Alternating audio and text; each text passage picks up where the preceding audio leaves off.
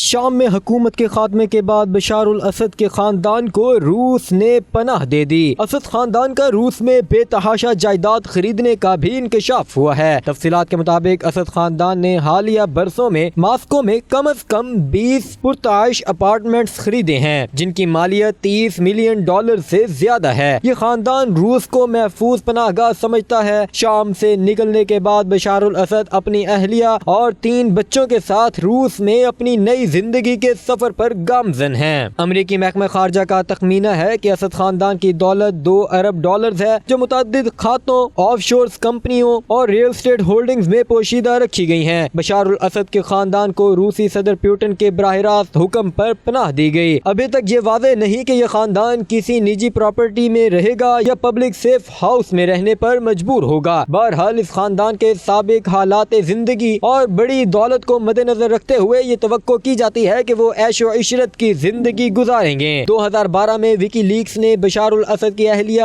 اسما اسد کی نجی خط و کتابت کو لیک کیا تھا، جس میں انکشاف کیا گیا کہ انہوں نے محل کی سجاوٹ پر $3.5 لاکھ اور کرسٹل کے سجے جوتوں کے جوڑے پر $7,000 خرچ کیے تھے۔ بشار الاسد کے رشتہ دار مخلوق خاندان کو اسد کے خاندان کے بعد شام کا دوسرا امیر ترین خاندان سمجھا جاتا تھا اور روس میں ان کے کافی اثاثے ہیں۔ مخلوف خاندان نے ماسکو میں ایک فلک بوس عمارت میں 18 مہنگے اپارٹمنٹ خریدے تاکہ اپنی دولت کو بیرون ملک محفوظ رکھا جا سکے۔ یہ ایک ایسے وقت میں کیا گیا جب شام خانہ جنگی کے لپیٹ میں تھا۔ اس عمارت میں روس کے امیر ترین تاجر، حکومتی وزارتیں، 5 اسٹار ہوٹل اور ملٹی نیشنل کمپنیاں موجود ہیں۔ یہ عمارت اب جلا وطن اسد خاندان کا گھر ہو سکتی ہے۔